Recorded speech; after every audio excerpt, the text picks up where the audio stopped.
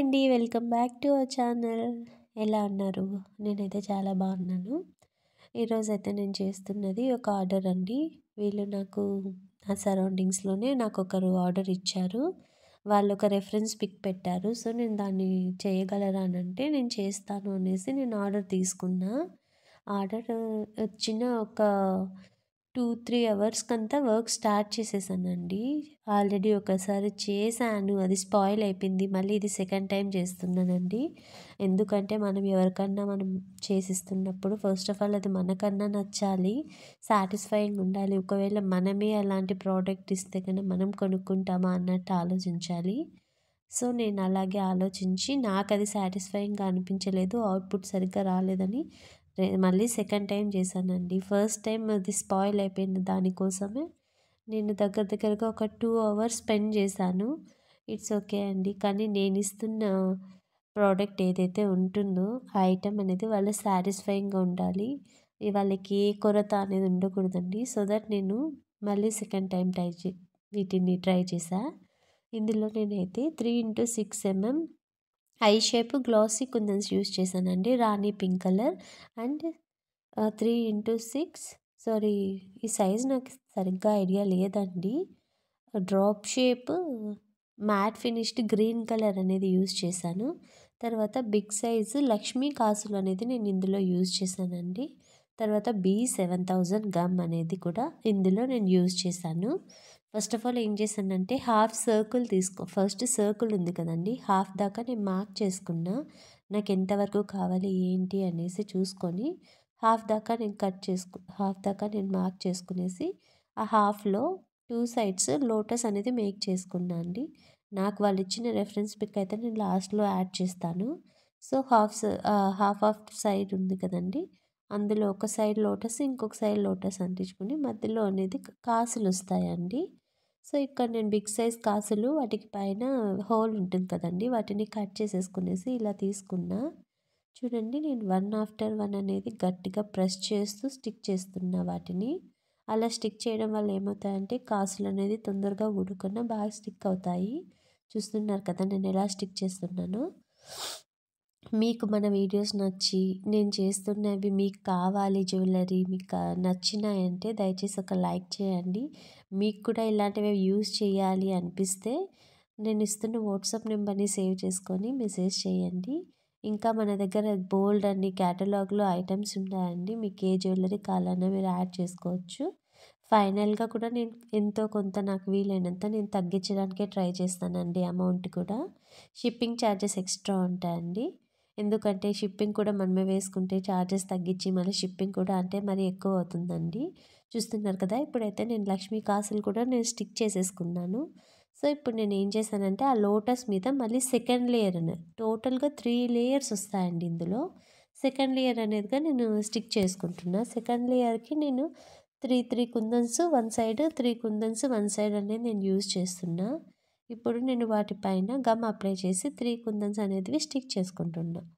తర్వాత సేమ్ కింద వాళ్ళు ఏం చేశారంటే లీవ్ మోడల్ ఉంది కదండి, అందులో నేను హాఫ్ మూన్ యూజ్ చేద్దాం అనుకున్నా. వాళ్ళు ఏమన్నారంటే మళ్ళీ కాల్ చేసి యాజ్ ఇట్ ఈస్ మేము ఎలా పెట్టామో అలాగే మాకు కావాలి ఎగ్జాక్ట్గా అన్నారు. సో, నేను అది ఓకే అనేసి నేను తర్వాత ఇందులో డ్రాప్ షేప్ అనేది యూజ్ చేస్తున్నా. సేమ్ ఇప్పుడు పైన 3 లోటస్ అనేది పెట్టుకున్నాం కదండి సెకండ్ లేయర్కి. ఇక్కడ లీఫ్కి కూడా మనం సెకండ్ లేయర్ అనేది పెట్టుకోవాలి. సో, పెట్టేసుకుంటున్నా నేను. తర్వాత ఈ లోటస్ అనేది మళ్ళీ థర్డ్ లేయర్ కూడా వస్తుందండి. అందులో నేను 2 మాత్రమే యూజ్ చేశాను.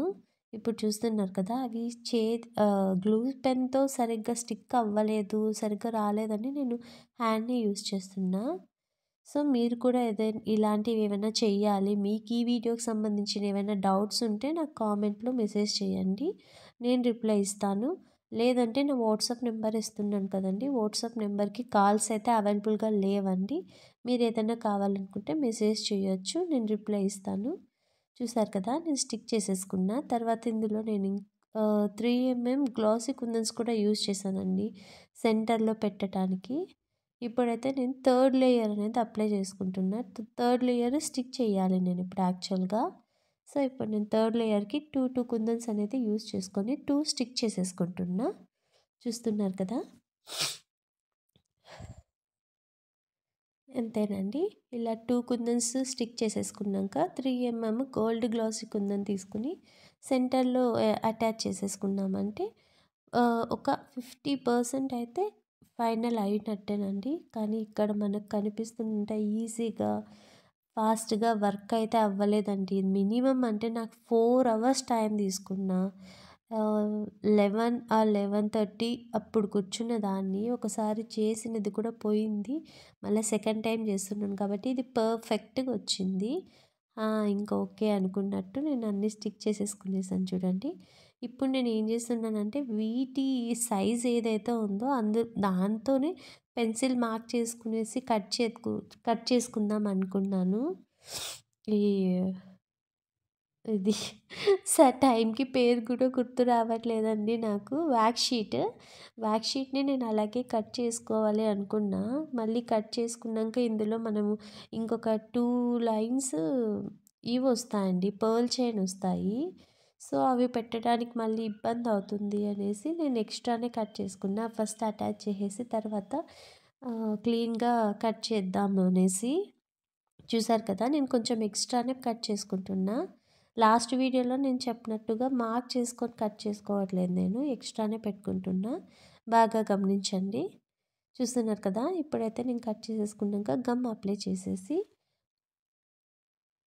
గమ్ కూడా మనం ఎడ్జెస్లో కూడా చూడాలండి. మొత్తం క్లీన్గా మనం ఎక్కడెక్కడ ఎడ్జెస్లో ఎక్కడెక్కడ కూడా గమ్ మనం పెట్టకుండా వదిలేసామంటే అది సరిగ్గా అక్కడ స్టిక్ అవ్వకుండా లీక్ అయ్యి ఓపెన్ అయ్యే ఛాన్సెస్ ఉంటాయి. సో నేను ఎలా చేస్తున్నాను చూడండి, ఎడ్జెస్కి కూడా బాగా గమ్ అప్లై చేస్తున్నా. ఇప్పుడు నేను పర్ల్ చైన్ తీసుకునేసి 2 ఎడ్జెస్ టూ లోటస్కి నేను అటాచ్ చేస్తున్నా. సో ఇక్కడైతే నాకు చాలా అంటే చాలా చిరాకు వచ్చిందండి. ఎందుకంటే అది నిలవట్లేదు, ఇలా తీస్తుంటే ఊడిపోతుంది. చాలా సతాయించిందండి ఈ ఈ ఐటెం మాత్రం. కాకపోతే కానీ మనం నేర్చుకోవాలన్నప్పుడు కొన్నిసార్లు ఇలా అవుతాయి కాబట్టి నేను ఓపికతో మళ్ళీ వెనక్కి చిన్న చిన్నగా వెళ్ళి మళ్ళీ కట్ చేసి నిదానంగా చేశాను. ఇక్కడ కనిపించినంత తొందరగా అయితే అవ్వలేదండి. చాలా టైం తీసుకున్నాను నేను వీటిని మేక్ చేయడానికి. ఎందుకంటే పర్ఫెక్ట్ అవుట్పుట్ కావాలంటే టైం ఖచ్చితంగా తీసుకోవాల్సిందే కదా మనం. చూడండి, ఇప్పుడైతే నేను స్టిక్ చేసుకుంటున్నా. సెకండ్ లేయర్ కూడా నేను మీకు చూపించట్లేదు, కానీ సెకండ్ లేయర్కి అయితే నాకు ఇంకా ఎక్కువ టైం పడింది. వెంటనే స్టిక్ చేసుకోవాలన్నా అది ఊడిపోయే ఛాన్సెస్ ఉంది కాబట్టి ఓకే, నేను ఫస్ట్ వ్యాక్స్ షీట్ అనేది నేను స్టిక్ చేసేసుకునేసి తర్వాత కొద్దిగా గ్యాప్ తీసుకొని సెకండ్ లేయర్ పెట్టుకుంటున్నా.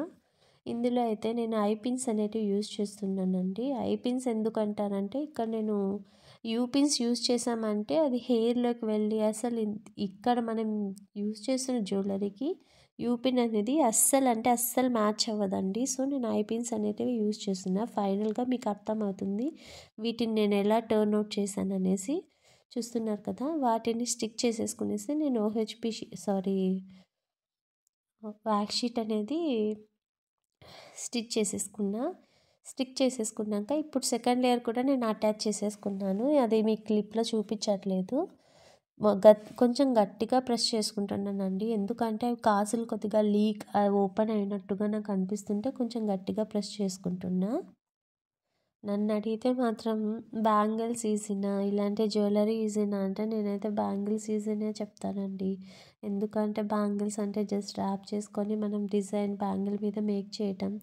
కానీ ఇలాంటి జ్యువెలరీ ఇలాంటివన్నీ ఎలా అంటే ఫస్ట్ ఓహెచ్పి షీట్ మీద స్టిక్ చేసుకొని తర్వాత ఎడ్జెస్ కట్ చేసి తర్వాత వ్యాక్స్ షీట్ కట్ చేసుకొని తర్వాత ఎడ్జెస్ ఉన్నాయా లేదా అని చెక్ చేసుకొని గమ్ సరిగ్గా పడిందా లేదా అని అప్లై చేసుకొని ఇంకా రిమైనింగ్ ఏమైనా ఉన్నాయో చెక్ చేసుకోవాలి. కాబట్టి నన్ను అడిగితే నేనైతే బ్యాంగిల్సే బెస్ట్ అని చెప్తానండి. నాకైతే బ్యాంగిల్స్ కూడా ఆర్డర్ ఇస్తున్నారు, కాకపోతే ఇప్పుడు ఎక్కువ సీజన్ లేదు కాబట్టి ఈ హెయిర్ యాక్సెసరీస్ అనేది ఆర్డర్ ఇస్తున్నారు.